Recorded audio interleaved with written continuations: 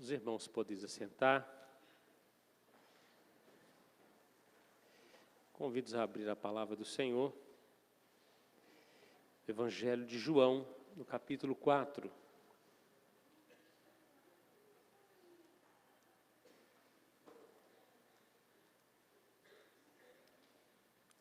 Evangelho de João, capítulo 4.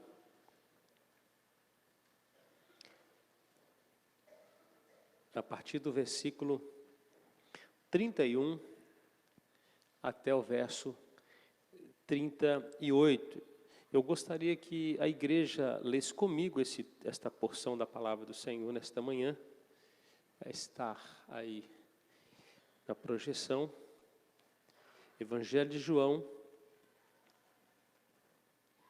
capítulo 4, do verso 31 ao verso 38. Sentados, como os irmãos estão, mas animados com o Senhor, porque saíram de suas casas hoje, deram um passo de fé. Louvado seja Deus. Vamos juntos? Nesse interim, os discípulos lhe rogavam, dizendo: Mestre, come. Mas ele lhes disse: uma comida tenho para comer, que vós não conheceis. Diziam então os discípulos uns aos outros: ter-lhe-ia porventura alguém trazido o que comer? Disse-lhe Jesus: a minha comida consiste em fazer a vontade daquele que me enviou e realizar a sua obra. Não dizeis vós que ainda há 4 meses até a ceifa? Eu, porém, vos digo: erguei os olhos e vede os campos, pois já branquejam para a ceifa. O ceifeiro recebe desde já a recompensa e entesoura o seu fruto para a vida eterna. E dessa arte se alegram tanto o semeador como o ceifeiro. Pois no caso é verdadeiro o ditado: um é o semeador e outro é o ceifeiro. Eu vos enviei para ceifar o que não semeastes. Outros trabalharam e vós entrastes no seu trabalho. Vamos orar mais uma vez. Pai de amor, nós te bendizemos nesta manhã. Que esta palavra do Senhor, tua porção nesta manhã, produza vida, produza, ó Deus, atitude, práticas que edifiquem o reino do Senhor. E que nossas vidas, ó Deus, estejam completamente, ó Deus, empenhadas em fazer tua vontade. É o que nós te pedimos em nome de Jesus. Amém. Estamos entrando no mês que nós vamos trabalhar uma série de mensagens ligado a práticas saudáveis. E nós iniciamos neste domingo, o 1º de julho, falando sobre práticas saudáveis no âmbito de colheita. Uma igreja saudável é uma igreja que colhe frutos. É natural que toda semeadura produza frutificação. Toda semeadura produza frutificação. Então, toda semeadura, ela tem o seu tempo também de colheita. Cada semente de cada espécie que é lançada, ela demora um tempo para produzir os seus frutos, há tempos determinados. Então, se nós, nesse período de semear e colher, colhemos antes do tempo, poderemos colher produtos verdes, frutos que não estão próprios para o consumo e possivelmente não terão o sabor que deveriam ter. É por isso, quando você entra aí num supermercado onde tem um hortifruti, você pega um fruto que não está dentro da época, foi colhido muito antes, ele não tem um gosto. Às vezes forçam ele com carbureto, com algum produto para ele amadurecer, a casca fica bonita. Ultimamente nós temos comprado umas maçãs que elas estão bonitas por fora, mas por dentro estão estragadas. E você tem visto isso. Então, quando a gente colhe o fruto antes da hora, pode acontecer isso. Se colhe tardiamente, ele apodrece, ele estraga, ou os animais, como os pássaros, comem, e ele, quando chega lá, só está o resto, né? Nós tivemos lá em Pedro Barros, pouco tempo, e os caquis estavam todos comidos, né? Os que estavam no pé, bonitos, eles estavam marrentos e verdes. Quando ele amadurecia, as aves iam lá e comiam. Então, tudo ele precisa do tempo certo. Ambos, o antes ou o depois, né, da colheita, pode ser prejudicial. Então, nós precisamos estar atentos ao tempo da colheita. Quando será o tempo para colher? Bom, voltando para o texto que nós lemos, né, o contexto desse texto é o encontro transformador que Jesus teve com a mulher samaritana. E interessante que Jesus, ele diz o texto que ele era necessário, para chegar onde ele queria, passar por Samaria. A necessidade não se dava pela distância somente, mas pela urgência, pelo tempo. Os discípulos não entenderam aquele contexto. E diz que era necessário. Jesus resolve passar por um povoado que o judeu não passava. No meio de um povo onde o judeu, ele colocava apartado. Diz que os judeus não se davam com os samaritanos. Então, não era natural um judeu passar por aquela terra. E Jesus não apenas entra naquela terra, mas diz que ele vai até um poço, e ele chega num horário que alguém vai buscar água, uma mulher. E diz que Jesus inicia um diálogo com uma mulher. Já era criminoso. Segundo, samaritana, totalmente fora do seu contexto. Jesus estava quebrando diversos paradigmas neste encontro. E esta mulher samaritana, ela tinha uma vida muito complicada. Diz que ela tinha um marido, mas ela teve 5. O que ela tinha agora não era dela também. Ou seja, a vida dela não era uma vida ajustada. Ela andava de fracasso em fracasso. E Jesus encontra com esta mulher fracassada, que teve 5 maridos e o que tinha também não era dela. Enquanto Jesus está ali conversando com aquela mulher, diz que os discípulos tinham ido na cidade para buscar provisões, buscar alimentos. Então, enquanto os discípulos estavam agora voltando, né, eles vão encontrar o Senhor Jesus, né, praticamente encerrando o papo com aquela mulher, o papo que começa sobre água, termina sobre o histórico dela e sobre quem devemos adorar. Jesus diz assim: olha, a sua vida está estragada, a vida dela está estragada,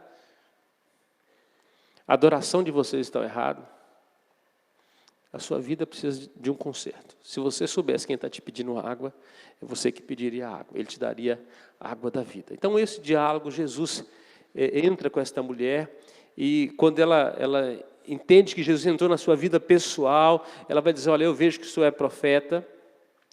E a partir dali, Jesus praticamente se anuncia a ela como Salvador. E ela sai dali para uma mudança, né, de vida. Diz o versículo 28, quanto a mulher, diz que ela deixou seu cântaro e foi à cidade para dizer para os homens: olha, encontrei o Messias, encontrei o Salvador.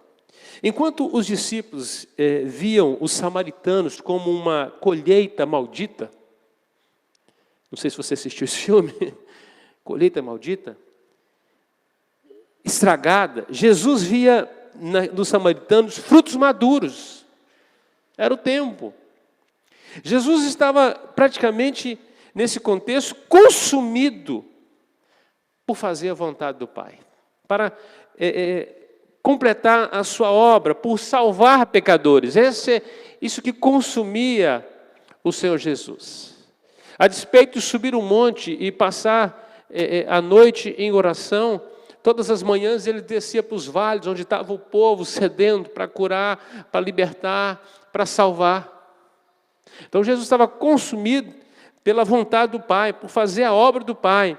Enquanto os discípulos estão preocupados com o pão, com comer, o beber, Jesus, ele quer colher frutos maduros. E diz o texto que nesse inteirinho, versículo 31, os discípulos lhe rogavam dizendo: mestre, come. A preocupação dos discípulos era legítima, é o horário da refeição, tem fome. Mas o que eles cogitam são coisas da carne. Eles não cogitam as coisas de Deus, estão completamente alienados ao que Jesus está fazendo. Alienados à vontade de Deus. Então, quando Jesus via frutos maduros, eles estavam preocupados com pão, com comer, o beber, coisas que se faz todo dia. Eles não estavam preocupados com a colheita ainda. Apesar de Jesus ter os chamado para serem pescadores de homens, eles ainda não estavam usando as redes como deveriam. Ainda não haviam compreendido a missão. Algumas lições nós aprendemos a partir desta porção. Primeiro que, ainda que muitas coisas nos sejam oferecidas com as melhores intenções, se nos distraem da colheita, precisamos recusar. Tem coisas que vão vir, que são muito sedutoras, são muito oportunas, mas nos tiram do centro da vontade de Deus. Parecem ser boas, e muitas vezes são boas. São próprias, mas o tempo de Deus é outro.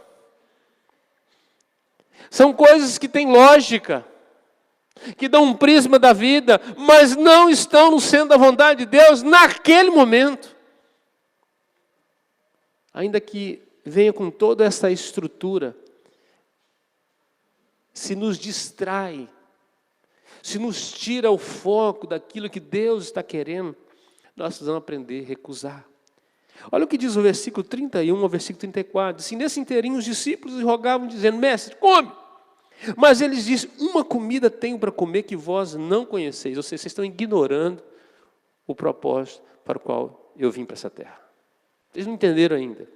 Diziam então os discípulos uns aos outros: teria porventura alguém trago comida? Alguém trouxe uma marmita para Jesus? Será que alguém serviu alguma comida para ele? Vamos ler junto o versículo 34? Disse-lhes Jesus: a minha comida consiste em fazer a vontade daquele que me enviou e realizar a sua obra. Ainda que muitas coisas nos sejam oferecidas com as melhores intenções, se nos distraem da colheita, precisamos aprender a recusar. Amados, a nossa missão, o nosso chamado de Deus, a ordem que Jesus deu é que nós fôssemos aos campos para a colheita.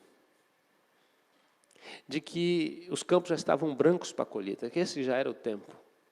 Mas há um tanto de coisa que tem nos distraído, como igreja do Senhor Jesus. Somos chamados para colher. Se você não colhe o produto no tempo certo, você perde a colheita. Você está entendendo? Quem que já trabalhou na lavoura? Pode levantar a mão. Poucos, mas tem alguns que já trabalhou. Mas seja o fruto que for, se você não colher no tempo certo, você perde ele. É por isso que eu lembro quando, ainda na minha infância, tínhamos colheita, seja de arroz, de milho, de feijão, ou do café. As famílias se ajudavam de propriedade em propriedade, porque era o tempo da colheita. Eu lembro no período do arrozal, por exemplo, quando ele estava maduro para colher, que as famílias juntavam na cooperativa e locavam, chamava triadeira. Era uma máquina que vinha para poder extrair os grãos da palha. E nós ajudávamos os vizinhos, e era a semana da colheita, era muito trabalho. Porque numa semana, tudo que se plantou para aquela temporada era colhido. Então vinha aquela máquina, parava de frente do arrozal, e nós íamos trazendo os feixes. Ela ia passando, já ensacando, o arroz estava ainda em casca, mas ia colocando no caminhão, porque já ia para a cooperativa, e ali estava guardado, ou seja, salvamos a lavoura, salvou a colheita. Está guardada agora. Porque se vier a chuva, apodrece. Tem um tempo. Então, esse era o tempo da colheita. Então, não podia se distrair nesse período. Se você pegar o livro de Atos, tinha uma igreja, uma coisa que a igreja não tinha naquele contexto, era prédio. Na verdade, onde que os crentes se reuniam? Onde dava. De casa em casa. Né? Iam para praças públicas para reunir. No período de perseguição, tiveram que reunir nas catacumbas de Roma. Né? Em lugares que não tinha construção, não tinha estrutura, não tinha preocupação de instituições, e a igreja de Jesus crescia, o evangelho crescia, a doutrina crescia, porque era um período de colheita. E, inclusive, quando a igreja começou a querer se institucionalizar dentro de Jerusalém, Deus levantou uma perseguição para pôr o povo para andar, para não perder a colheita. Era o tempo. Só entender que Jesus vem na plenitude dos tempos, tempo certo para colher, gente. E nós não podemos colher na geração que virá, e nem da que foi. O tempo da nossa colheita é este. E se você não sabe, você está neste mundo e deveria ser consumido pela colheita do Pai. Para não perder. Talvez você não vai ter uma segunda oportunidade para colher um fruto maduro que tem passado na sua vida. Seja dentro da sua família, no seu trabalho ou nos seus contextos. Muita semente já foi lançada. E é muito oportuno chegarmos no momento em que o produto já está pronto. Então, o primeiro cuidado que nós devemos ter é com as distrações deste mundo. Muitas vezes nós estamos fazendo muito. E até no último dia podemos até dizer, Senhor Jesus, mas em teu nome eu fiz isso, aquilo e aquilo outro. E como o presidente deu essa semana, a gente pode receber um rotundo não do Senhor. Dizendo, vocês não fizeram o que eu mandei fazer. Vocês fizeram tudo. Você estava preocupado em construir armazém quando era tempo de colher. Vocês cuidaram de prédio, cuidou de instituição, de departamentos, só não cuidou da proclamação e do chamado para o Evangelho. Tem hora, meus irmãos, que nós lançamos a ceva. E tem hora que nós puxamos a rede. Então, ao mesmo tempo que cevamos, nós puxamos as redes, porque já tem peixe ali. Ao mesmo tempo que nós lançamos semente, nós passamos recolhendo frutos. Porque teve gente que já lançou semente lá atrás, ele não deu para colher, porque ele era apenas um semeador. Você está no papel de ceifador. É o tempo da colheita. Então, cuidado com as distrações desse mundo, se Deus tem te colocado em alguns lugares e você não tem colhido os frutos maduros que Ele tem colocado ali. Fique vigilante, atento. A semente do Evangelho é lançada. E ela produz no seu devido tempo. Algumas sementes foram lançadas, o inimigo roubou.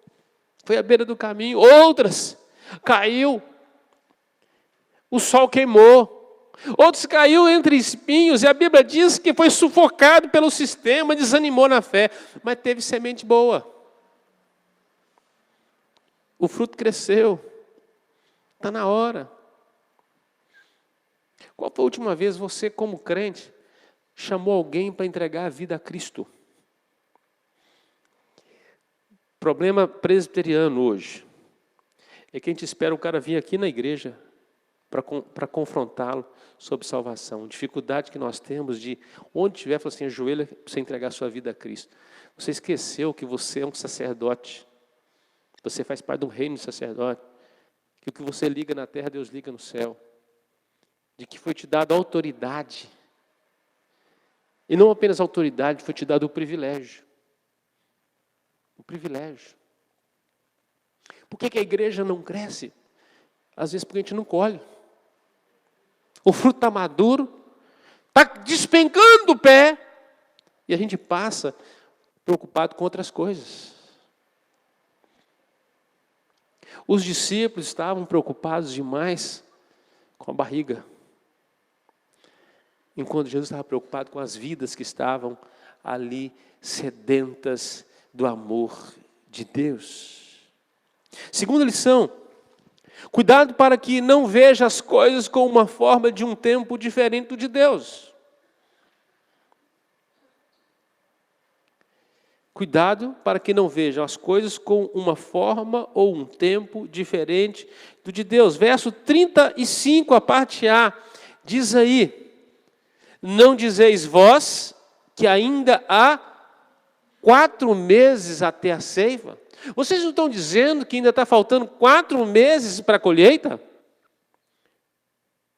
Qual é o tempo?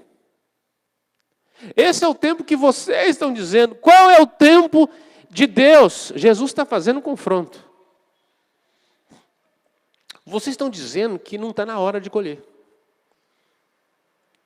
Vocês já conversaram com o pai sobre a colheita? Vocês sabem qual é a forma e qual é o tempo que o pai quer colher? Aqui faltava uma afinação. Tinha um professor no seminário, Reverendo Ulisses, ele foi diretor do seminário até o final do ano passado. E às vezes você estava fazendo alguma coisa que não era aquilo que ele mandou você fazer. Aluno em sala de aula, o sujeito estava na aula de teologia sistemática, mas ele estava fazendo um trabalho de teologia bíblica. Como muitos alunos, isso no seminário acontece também. Como muitos alunos estão na aula de matemática fazendo o trabalho de português. Próxima aula, professor de matemática mais light. Ou às vezes ele está dando uma aula e ele vê que o sujeito está distraído. Ele falava assim: vocês estão em AM, gente, eu estou em FM. Se vocês não sintonizar, vão perder, vai cair na prova.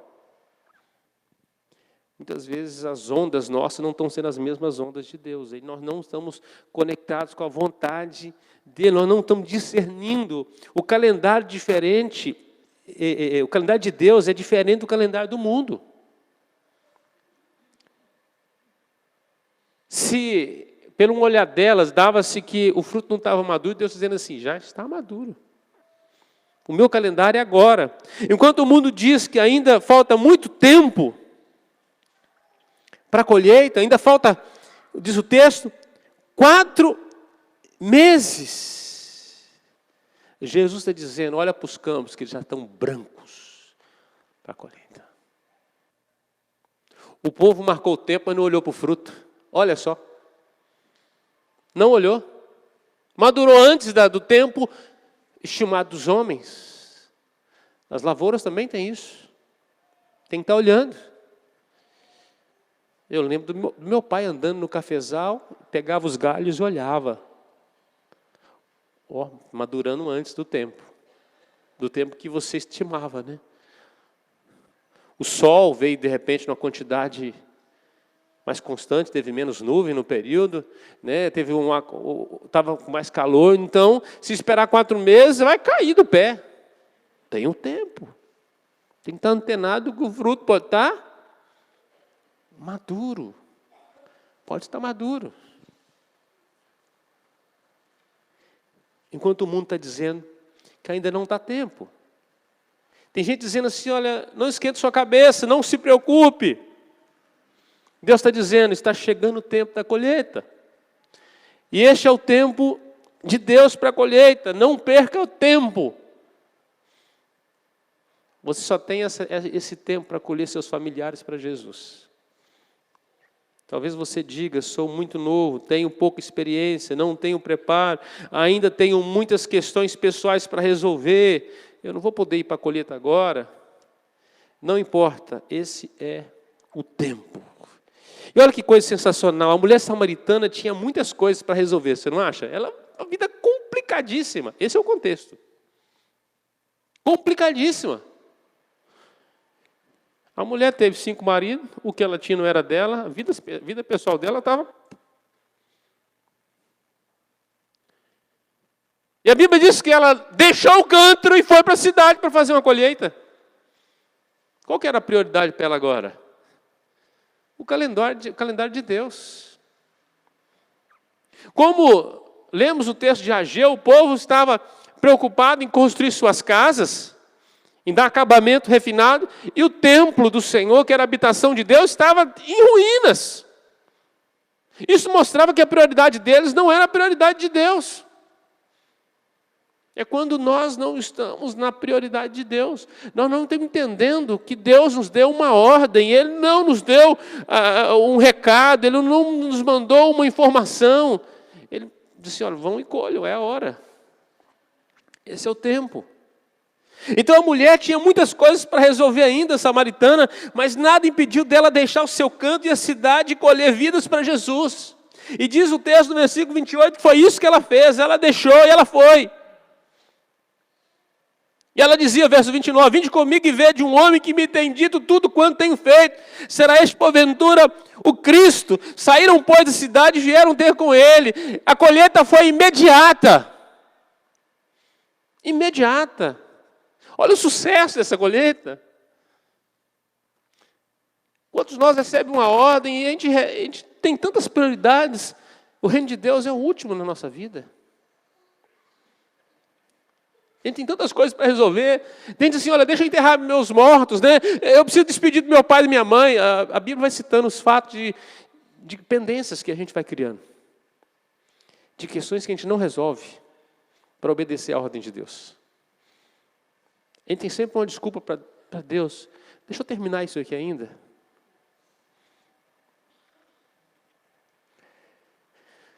Tem gente que está adiando a viagem da sua vida.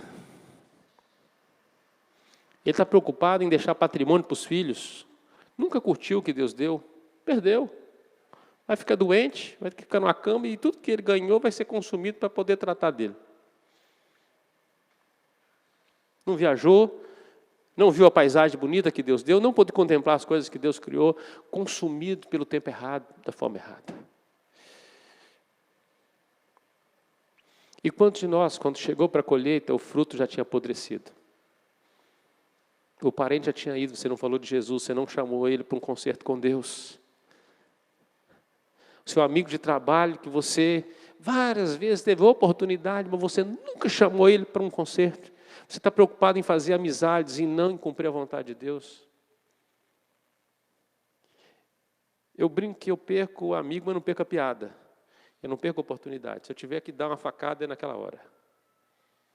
Entrega a sua vida a Cristo, resolva o seu problema, porque você não vai ter outra oportunidade. Se o sujeito não gostar da conversa, o problema dele com Deus. Eu não quero ter problema com Deus. Eu quero estar no centro da vontade de Deus. Então a gente precisa se alinhar com a vontade de Deus. Se alinhar com a vontade de Deus. O perigo nosso é não entender o calendário de Deus. Gente, nós somos a solução desta geração. As pessoas que estão cheias de problemas, de angústia, no nosso contexto, elas são a lavoura de Deus para a nossa vida. A gente tem que ir lá colher. E eles só vão mudar de vida se a gente anunciar o Evangelho e colher frutos.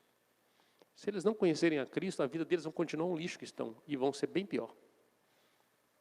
Temos o melhor remédio para um bando de gente que está doente. Quem quiser levar vacina, né? É o tempo. Terceira lição. Nossos olhos não podem estar focados no lugar errado. Precisamos olhar para as pessoas que estão prontas para serem colhidas. E Jesus dá uma dica para os discípulos, para eles erguer os olhos para ver os campos. Verso 35, a parte B, Jesus diz: eu, porém, vos digo o quê? Erguei os olhos e vede os campos, pois já branquejam para a ceifa. Quando a gente fica olhando para o próprio umbigo, para os próprios problemas, para a situação da gente, a gente perde a visão do mundo, das necessidades, da realidade. O sujeito está olhando para a raiz da árvore e quer ver se o fruto está bom. Você está entendendo? Jesus está dizendo assim: olha, você precisa levantar a cabeça. Olhe para o céu para receber direção. Olhe para os frutos para ver a condição que eles estão. Ergue os olhos e vede os frutos que já estão maduros. Nossos olhos não podem estar focados no lugar errado. Precisamos olhar para as pessoas que estão prontas para a colheita. Então Jesus nos ordena a olhar para os campos do Senhor.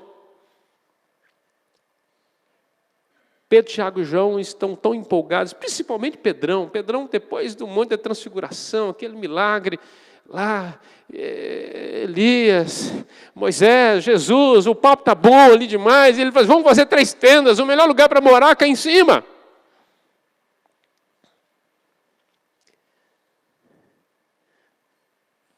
Jesus fala assim: nós temos que descer, porque lá em Cesaré de Filipe, lá embaixo, está um povo. É no lugar que Jesus vai ter o confronto, onde Pedro vai testificar que Jesus é o Cristo, o Filho de Deus vivo. Jesus vai dizer que as portas do inferno não vai prevalecer contra a igreja de Jesus. Lá embaixo está acontecendo um paganismo, um culto pagão. Enquanto está na montanha, ele só vê glória. Mas quando ele olha para baixo, ele vê miséria, vê um povo preparado para a colheita. E diz que quando eles descem ali está cheio de endemoniados, está cheio de gente doente, está cheio de crise. Frutos maduros para serem colhidos. Eles precisavam descer. Eles precisavam olhar para as pessoas nas suas realidades, nas suas necessidades. Era tempo de colher. Olhe para Jesus, ouça a sua ordem, veja os campos. Precisamos alinhar os nossos propósitos e desejos do coração com a vontade de Deus. Quando é que a vontade nossa será de alcançar vidas? Quando a vontade de Deus for a nossa. Essa semana nós temos uma grande oportunidade de olhar para os campos dos pequeninos.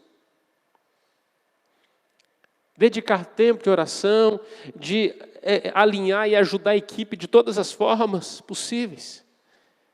De trabalharmos em unidade para uma colheita, mas essa é a colheita que está vindo, mas a maior colheita ela está lá fora, é nos nossos relacionamentos. A semeadura e a colheita só se realizam quando arde nossos corações por semear focados na glória de Deus. E por colher em obediência. Quarta lição. Quem semeia e quem colhe, ambos celebram os frutos do amor de Deus. A importância é a mesma. Ambos participam da celebração, da festa. O verso 36 e 37, você podia ler comigo aí? Vamos ler juntos? Verso 36 e 37, vamos lá. O ceifeiro recebe desde já a recompensa e entesoura o seu fruto para a vida eterna. E dessarte se alegram tanto o semeador como o ceifeiro. Pois no caso é verdadeiro o ditado: um é o semeador e o outro é o ceifeiro. Quem semeia e quem colhe, ambos celebram os frutos do amor de Deus. Então nós precisamos nos preparar para celebrar grandes colheitas.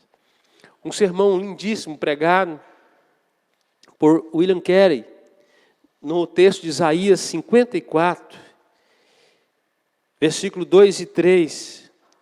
Se você puder, abra comigo. E ele prega um sermão nesse texto. O texto, versículo 2, verso 3, nós podíamos ler juntos aí, tá aí? Vamos lá? Alarga o espaço da tua tenda Estenda-se o todo da tua habitação, e não impeças. Alonga as tuas cordas, e firma bem as tuas estacas, porque transbordarás para a direita e para a esquerda. A tua posteridade possuirá as nações, e fará que se povoem as cidades assoladas. Precisamos semear com abundância, ao mesmo tempo esperar grandes colheitas de Deus. Grandes colheitas. Hoje à noite nós vamos poder celebrar uma colheita, mas poderia ser maior. Nós precisamos ter mais sede de Deus, mais fome de almas perdidas, para alcançar vidas. A nossa preocupação não pode ser de ilustrar os bancos da igreja, mas de alcançar perdidos para Jesus. Não é de resolver picuinhas de crentes imaturos, mas de gastar energia focados na colheita. E há muitas coisas que nos distraem da colheita. Muitas vezes, como pastor, eu me sinto consumido. Falei, Deus, o Senhor não me trouxe para resolver problemas. Olha a colheita. Os crentes estão brigando por banco, brigando por uns negócios que não tem nada de valor. Você já viu as briguinhas de crente? Se matando por causa de migalhas? Por que não brigam por quem colhe mais? Por quem evangeliza mais? Quem leva mais pessoas para Cristo? É porque a agenda deles não é a agenda de Deus. Se for a agenda de Deus, essa vai ser a disputa, né? Mais um para Cristo. Vai ser a oração de Billy Graham, ajoelhado lá, do lado da cama de John Wesley. Faz de novo, Senhor. Me usa como o Senhor usou ele. John Wesley pregou 40.000 sermões, alcançou milhares e milhares de pessoas. E Billy Graham conhecia a história daquele avivamento, daquele homem que foi consumido pela evangelização.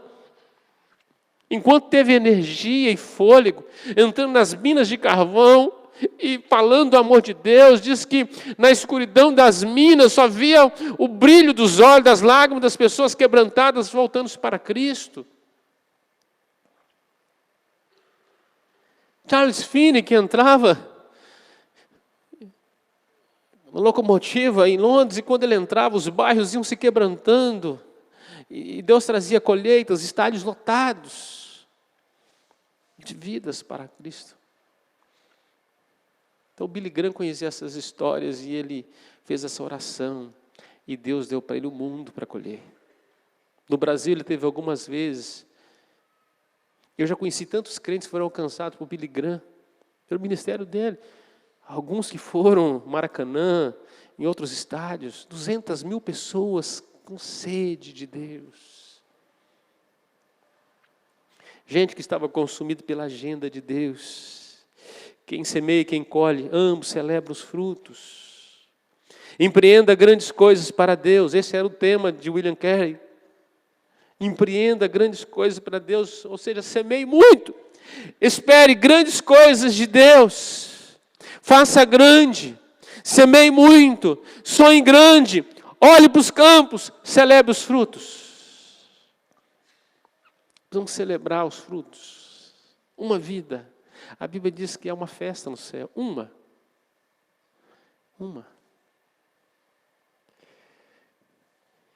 Tem crente que promove mais velório no céu do que festa.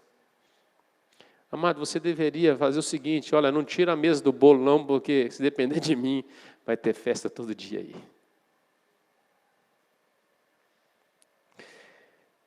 Eu quero concluir versículo 38. Vamos ler juntos? Eu vos enviei para ceifar o que não semeaste. Outros trabalhavam, vós entraste no seu trabalho. De novo, eu vos enviei para ceifar o que não semeastes. Outros trabalharam e vós entrastes no seu trabalho. Louvado seja Deus que tem gente que lançou semente. Tem gente que lançou semente na gente. Fomos frutos maduros um dia, fomos colhidos. Outros lançaram sementes e vêm lançando sementes. E o fruto amadureceu agora. E você passou e falou assim, mas está na hora. Uau!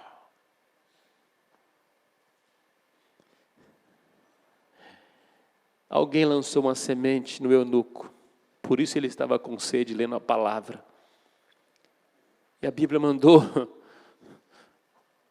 o Espírito Santo mandou Filipe aproximar. É hora da colheita. E diz que começando por aquele texto de Isaías, ele expôs a Cristo, anunciou o amor de Deus. O eunuco falou assim, então eu estou maduro. Quem me importa de ser batizado? Tinha água? Filipe, se você é liso, se você crê de todo o seu coração. E Filipe desceu a água e o batizou. Fruto maduro. Pronto. Pedro visitou a casa de Cornélio. O fruto estava maduro. Não foi Pedro que alicerçou aquele coração. O evangelho já tinha entrado. Já tinha inquietado o coração. Tempo de colheita. Alguém tinha lançado. E muitas vezes a semente vai sendo lançada, há uma resistência do terreno. Mas é uma hora que ela germina lá. E ela produz vida. Entramos no trabalho de muitos. Semear e colher é um processo. Muitas vezes chegamos na lavoura na hora da colheita. Outros já semearam, outros regaram e nós colhemos. Outra vez nós semeamos e outros colhem. Mas o mais importante é que trabalhamos numa só missão e numa só lavoura. Então nós vamos celebrar juntos. O texto de Mateus, capítulo 20, deu essa última porção bíblica que nós vamos ler nesta manhã. Mateus 20. O Senhor Jesus diz o seguinte, porque o reino dos céus é semelhante, a partir do verso 1, porque o reino dos céus é semelhante a um dono de casa que saiu de madrugada para assalariar trabalhadores para a sua vinha ou para a sua colheita. E tendo ajustado com os trabalhadores um denário, um dinheiro por dia, um valor por dia, mandou-os para a vinha. Saindo pela 3ª hora, viu na praça outros que estavam desocupados, e disse-lhes, ide vós também para a vinha, e eu vos darei o que for justo. E eles foram. Tendo saído outra vez, perto da hora 6ª e da 9ª, procedeu da mesma forma, e saindo por volta da hora 1ª, encontrou outros que estavam desocupados, e perguntou-lhes, por que estiverdes aqui desocupados o dia todo? Responderam, porque ninguém nos contratou. Então lhes disse, ide também vós para a vinha. Ao cair da tarde, disse o senhor da vinha ao seu administrador, chama os trabalhadores e paga-lhes o salário, começando pelos últimos, indo até aos primeiros. Vindos da hora 1ª, ou seja, os últimos, receberam cada um deles um denário. Era o combinado. Ao chegarem os primeiros, pensaram que receberiam mais. Porém, também esses receberam um denário cada um. Mas, tendo recebido, murmuravam contra o dono da casa, dizendo, esses últimos trabalharam apenas 1 hora, contudo, os igualastes a nós, que suportamos as fadigas e o calor do dia. Mas o proprietário, respondendo, disse a eles, amigo, não te faço injustiça. Não combinaste comigo um denário?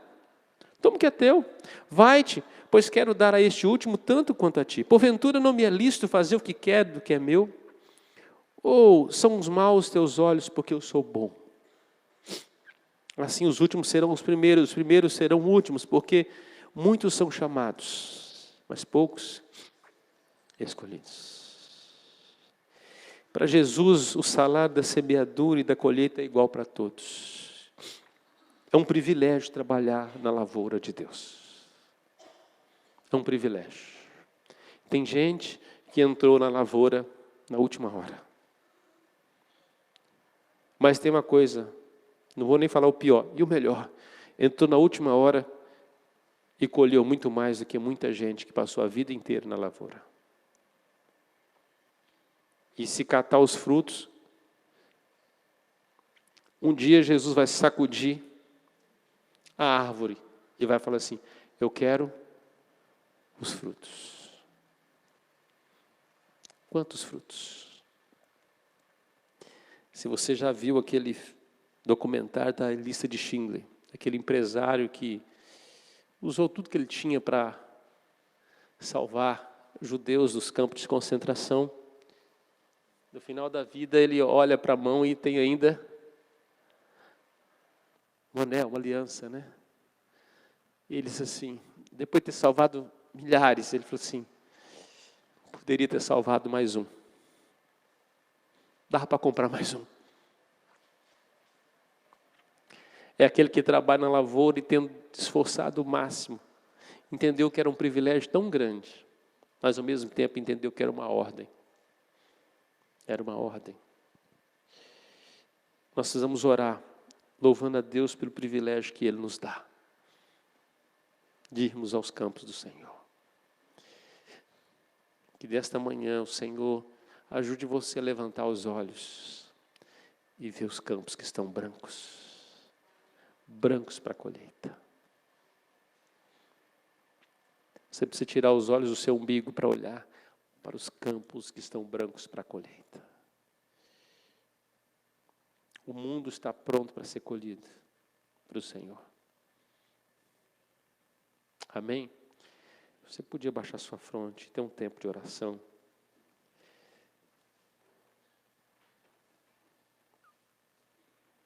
Talvez sua oração nesta manhã é de gratidão pelo privilégio. Pelo privilégio que Ele te dá de fazer parte da grande colheita. Talvez você está começando a lançar sementes, mas você já vai colher frutos, porque alguém já semeou também. Que bênção, você está participando. Você trabalha na lavoura de Deus, não importa a hora que você chegou, agora é tempo. Então, cumpra o seu chamado, sua missão, alinhe a sua vontade com a vontade de Deus, com o propósito de Deus. Comece a sonhar coisas grandes, olhe para os campos. Quem sabe você chegou no tempo de celebrar frutos, mas também é tempo de colheita, é tempo de semeadura ao mesmo tempo. Oh Deus, nós queremos te dar graça pelo privilégio que o Senhor nos dá.